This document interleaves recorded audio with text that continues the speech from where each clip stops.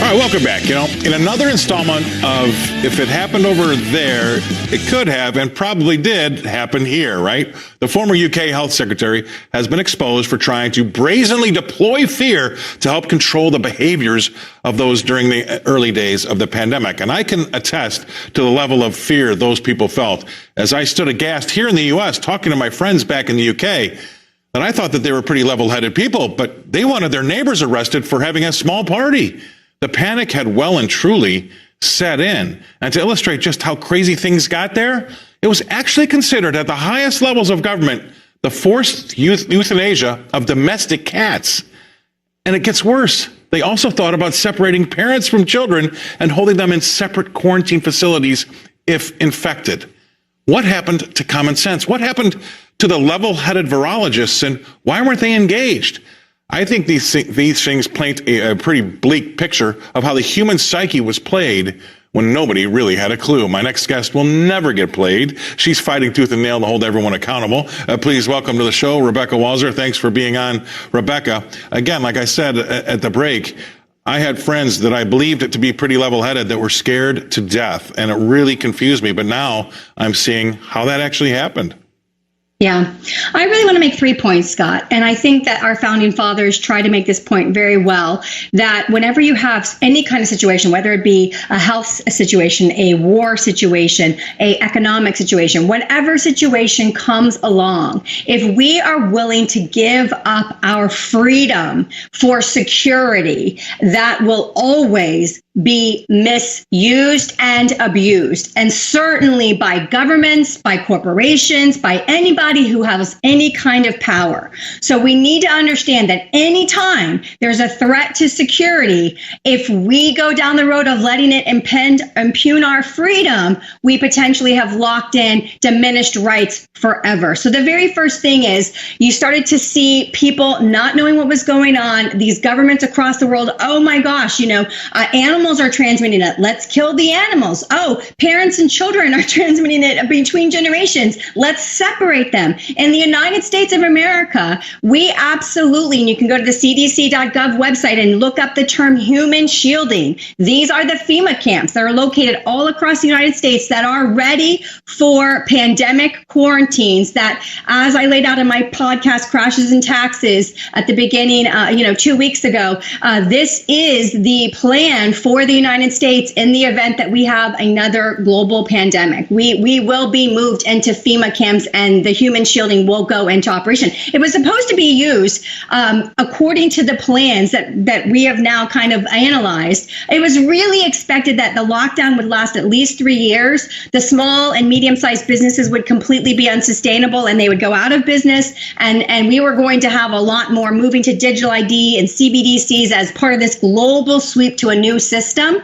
That got interrupted because the lockdown did not last so long. And so now they're trying a lot of other things to kind of prepare us. Now we're looking at the 15-minute cities. The 15-minute cities are starting in America. The test case is Cleveland, Ohio. And I want the users and the viewers to understand how the government is going to do and move us to these 15-minute cities. They're talking about using eminent domain to declare biological disasters, either ecologically or environmentally, whether it's, the air quality, the land quality, the soil quality, the water quality. For example, East Palestine, that's about 89 miles from Cleveland, Ohio. And we are starting to see the beginning of, okay, there's some kind of biological agent, whether it's a weapon of war or whatever, it's contaminated this area. Eminent domain is going to close down that area, take your private property, and you will be moved to a 15-minute city. This is the World Economic Forum's new plan that they're pushing on all of the world. And of course, America and their leadership is very aligned with the World Economic Forum and the globalists. And that's what they're trying to push on us now. All right. I've read about this. You're right. And these 15-minute cities, it's now so prevalent, or at least the talk is, that they're abbreviated to FMC. And so the viewer knows, what is a 15-minute city?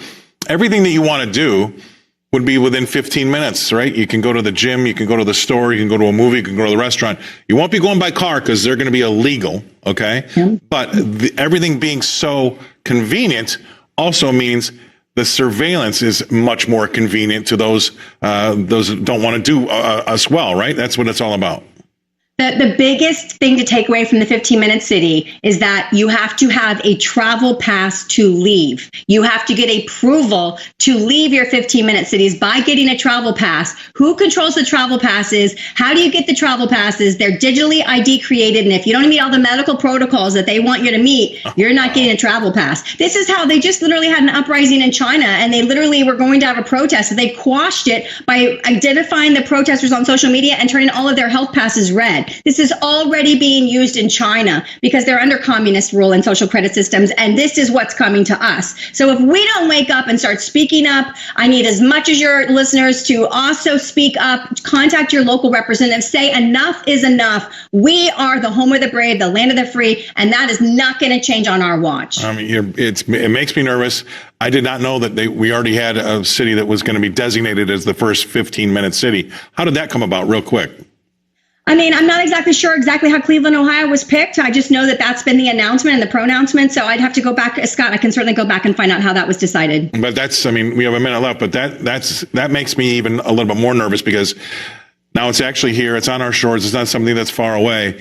And you're right. The more I read about it, the more it starts, like electric vehicles are all, abbreviated to EVs. And I'm not sure everybody knows what EV means. Well, these 15-minute cities are now all abbreviated to FMC, because they're so prevalent in words out there and research that I just couldn't believe what was really happening. So that's going to make that surveillance. And you know what? I don't know why, but everybody did give away their rights over the pandemic. And that's going to be the biggest lesson of all time. Just do not do that. Have common sense.